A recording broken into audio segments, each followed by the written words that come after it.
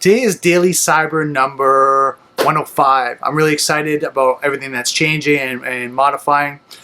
First and foremost, thank you so much for everyone that's provided me email feedback on changes, modifications, things like that. It's been really exciting to look at some of the changes that I was thinking about, and then people confirming them for me that they wanted more value, they wanted me to provide more information, and really kind of get more down to the technical side. So with further ado, I'm going to get to that right now. So today I'm going to talk about ProfessorMesser.com. It's got my board behind me, or in front of me actually, to the side. And ProfessorMesser.com, I'm going to show you here. Actually, first you can see in the back screen here, right here, I was kind of watching some videos and reviewing it. I did about an hour of studying of CompTIA Security Plus in his study group, and just reviewing some of his information and what he was providing, just to make sure that I'm ready for the CompTIA Security Plus exam. So if you're going to prepare for it, here's a great resource. So here I'm going to show you his website. So you can see here, ProfessorMesser.com. He's got some free resources specifically about CompTIA Security Plus. Check that out. It's a great resource. He's got some study groups that he's had hosted, so a lot of great information. So let me talk about what I've learned so far in ProfessorMessers.com study group. First and foremost, one thing you need to know is you need to know like all your OSI model, your ports, TCP/IP ports, UDP.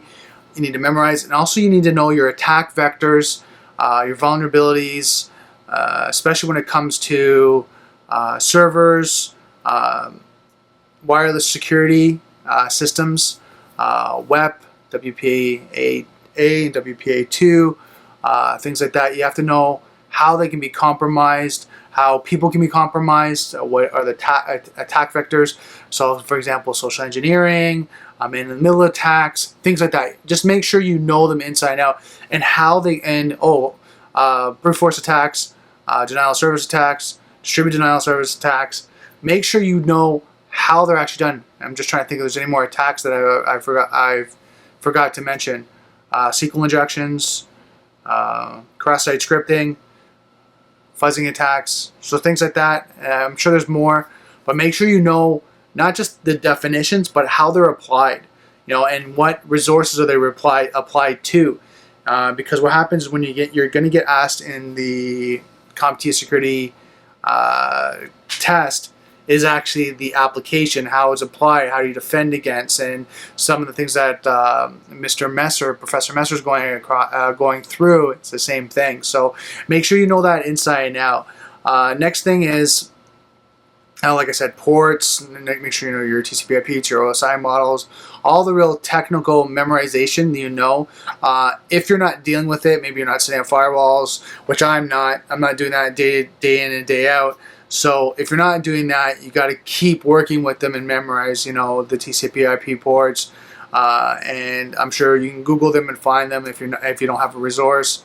If not, just go through Professor Messer's courses. He's got a lot of free resources, and I think, correct me if I'm wrong when you find out, but I think his CompTIA Security Plus, his whole course is all free. And I remember looking through some of the videos, and I think they're all free. So confirm that if I'm wrong, but check that out. But it's a great resource if you're studying for CompTIA Security Plus. I know they're talking about, I think next year, 501 is coming out. So if you're looking at doing Security Plus and you're studying for it right now, go right now, study, get it out of the way, because I think you only need CEUs, which are continuing education credits, to keep up with your certifications going forward. So make sure you go write your certification now, and then just do continuing educations by reading, doing talks and presentations. It depends on the requirements, but I know that's around that. So talks and presentations, reading books, taking courses, things like that. Just get your hours up, and then you should be fine. Especially, as you know, with IT people like ourselves, you're always taking courses, you're always doing great things. So that's it for today's video. Like I said, I want to keep them under 5 minutes. Trying to give some great value as I go through with the security training, and just keep developing. So just don't forget, software is hackable, being connected is vulnerable, and I will see you next video.